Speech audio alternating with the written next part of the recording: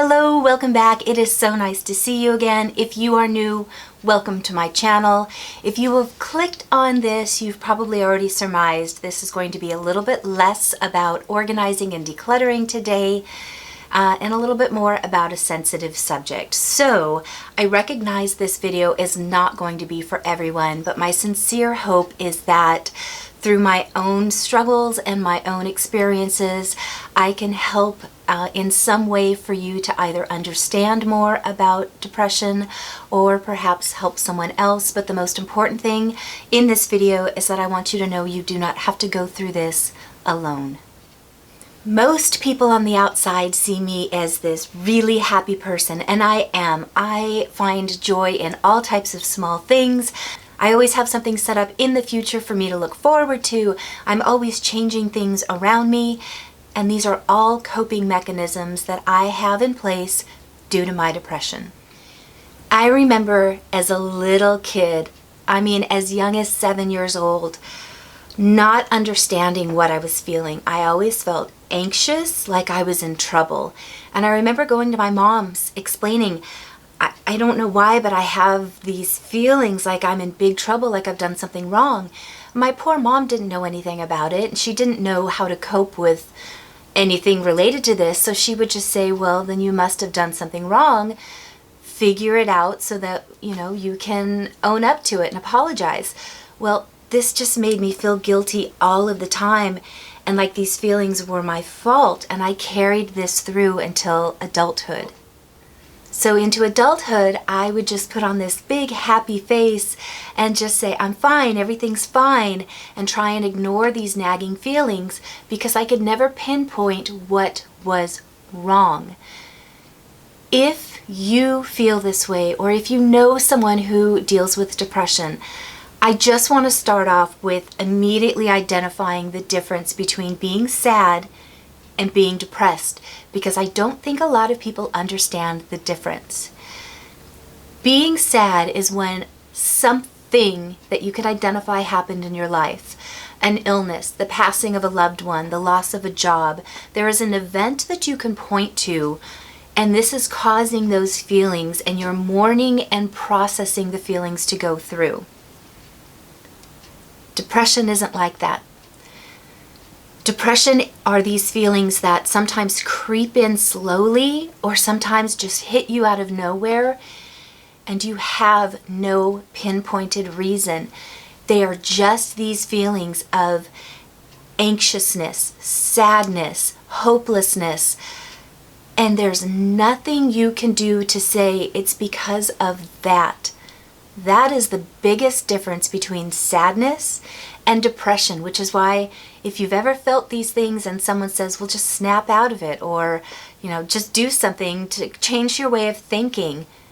If it were that easy, I assure you our mental health crisis would not be where it's at. So if you know someone and you have never had to deal with these feelings before, please try and understand there is no pinpoint to get over or get past.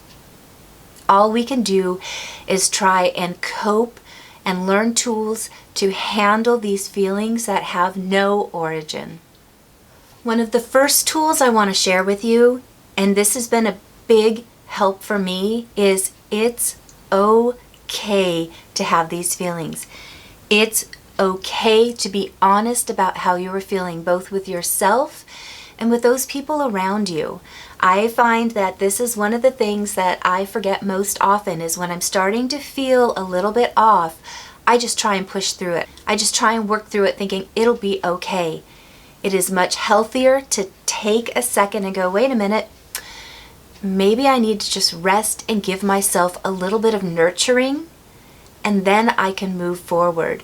So often by ignoring it, it gets to grow, and then it becomes a bigger issue that I can't just get through. I have to incorporate other tools, and sometimes that's a lot harder. So be honest with yourself. Be honest with people around you. When someone says, how are you doing? Stop that immediate response of, I'm fine, I'm okay, everything's great, to, you know what? I've been struggling lately. I'm having a hard time. And people may not be able to understand what you're going through. So try and talk about your feelings, not so much about what you're experiencing with anxiety or depression, because not everyone can relate to that. But if you express, I am feeling sad all of the time, I am feeling so tired, I am feeling like there's not as many reasons to get up and do things throughout the day, that is something they can relate to and they connect and hear you. We absolutely need to lose the stigma about mental health.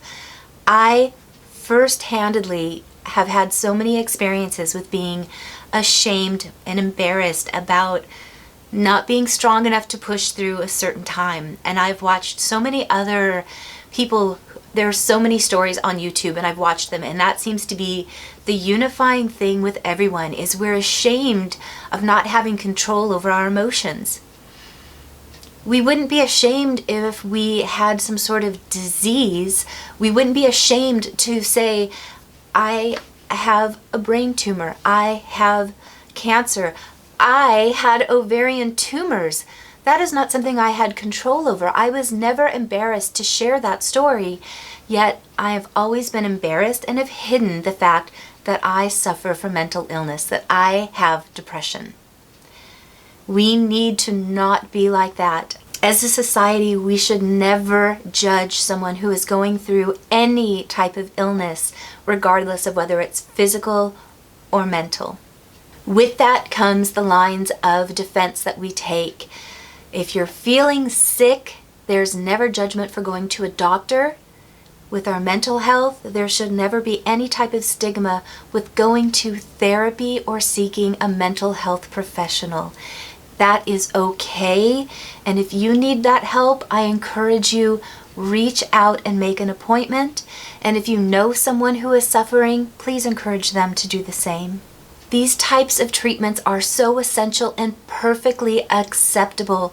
We need to be more forgiving and encouraging of people who need it, and that includes towards ourselves. That leads me into tool number 2. Be kind to yourself. There is so much self-chat and self-chastising that we do about what you should have done, what you could have done, why didn't I get more done today? Why can't I just snap out of this? Ooh, we have got to be kinder to ourselves. We would never do that to one of our children when they were sick. We would not be like that to a loved one who is suffering any type of illness. But we condemn ourselves. We need to be kind, be our own cheerleaders, reward ourselves with yays and well done and good job and you can do it. We have to be our own cheerleaders. And if you don't have someone in your life who can do this for you, I will be here cheering for you as you are getting through your rough bouts. Because sometimes just having someone go, yay, you got up today, you made yourself food, you took a shower. To someone who doesn't understand what these bouts feel like, they won't be as celebratory to you, but I get it and I will be. Tool number 3 for me is sometimes we get lost in those memory phases of what you used to be able to do. And this goes along the lines for my people who are suffering from chronic illness, which absolutely goes hand in hand with depression. If you have suffered from any type of illness or medical condition or injury that has prevented you from doing the things that you used to be able to do, chances are the depressive part that comes with it is, I can't do anything because what I used to be able to do is gone.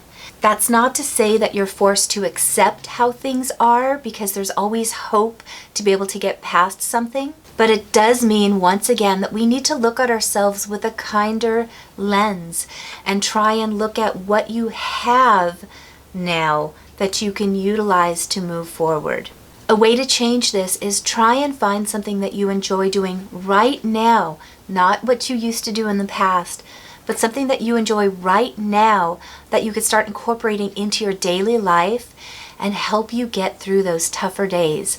A little something that you can look forward to will give you so much more quality in your daily life.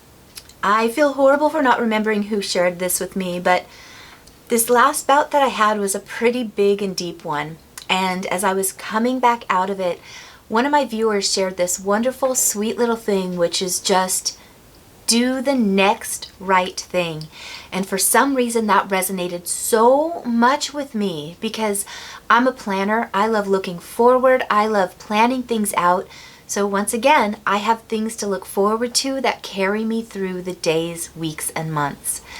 But sometimes when I'm having a bad bout, it's hard to look forward because when we're feeling depressed, we completely close in, we become introverted, we isolate, and we don't look anymore. This phrase of do the next right thing allows me to look right here, right where I'm at, and not worry about what's out ahead of me, but what's the next thing that I can do right here, right now, that's a step forward. And I don't know why, you guys, but that just really struck home with me. And it kind of gave me permission, because I always say to you guys, baby steps, those little tiny things that you do help you move forward so much. But I wasn't thinking about it in my own mental health state. Doing the next right thing, even if it's just right now, taking a break for 10 more minutes. If it's watching a show to disconnect so I'm not thinking about how I'm feeling. If it's listening to a song that I really enjoy that helps me maybe feel a tiny bit better, doing that next right thing, the next thing that's forward moving, those little next steps can add up to big places where you suddenly realize how you were feeling was really far behind you. The last one, these are things that I know you've heard so often. There are so many tools out there about diet and exercise, and they all have value and they all have merit. And I'm not going to go into those here because there are so many of those videos out there. I found a pretty good one out there called 6 Ways to Cure Your Depression by Improvement Pill. I think it's a pretty good one. They don't do a lot of chat, and a lot of these videos have strange music in the back that is really triggering at the beginning, and then all of a sudden midway through it has this crescendo of happy music. I don't know, that does not help me when I'm feeling badly. This one just kind of gets to the meat and the potatoes. It moves through nicely. It has nice graphics, so check that one out. I'll have that information below. But something that helped me, and I think this has resonated a lot with you guys, is something I've always done since I was a kid, was control my area. It's what led me to my full career of organizing for people, because I recognize the correlation of things not being orderly around you matching and mirroring what you're feeling on the inside. So often I've gotten to work with clients who every time I walk in and there's a lot that's disorderly, it's because they're struggling. They're going through something that they've either not even identified with, or it's something they've dealt with their whole lives, and because they have always had feelings that they've not been able to address, their home reflects what they're feeling. By getting these small bits into order, I can't tell you how many times this thankfully leads them to seek professional help, and that all comes into this beautiful balance. So I watch for this. As my home starts getting a little messy, maybe I'm ignoring my paperwork, I'm ignoring my laundry, maybe I'm not taking care of the storage around me, I have to stop and go, okay, I'll give myself a free pass because I'm busy, but am I ignoring this because I'm busy and I don't want to deal with it? Or is it because I don't want to deal with it?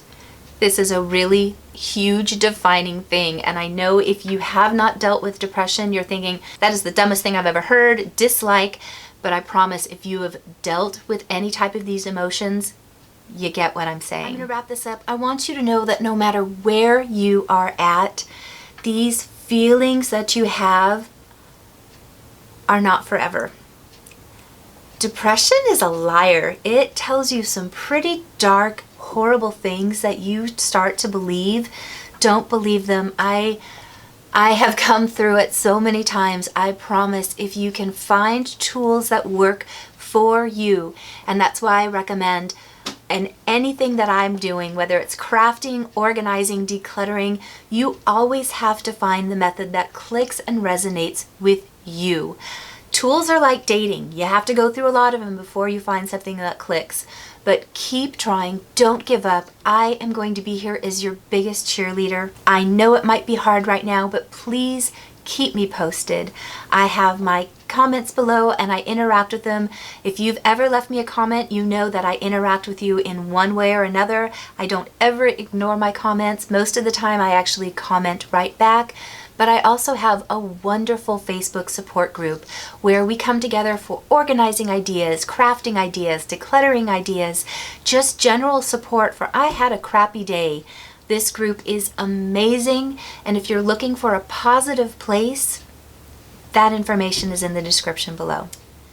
Thank you so much for watching today. Again, I know this was very much out of my normal wheelhouse for videos. I had such an overwhelming response from people who watched that gutter video, who came together and were saying, oh my gosh, that's how I'm feeling too, that I just wanted to address it again and let you know that no matter where you're at, you're not alone. Thank you so much for watching. Thank you to my Patreons who are allowing me to make these videos, and thank you to you for watching. I'll see you guys in just a couple days. Bye.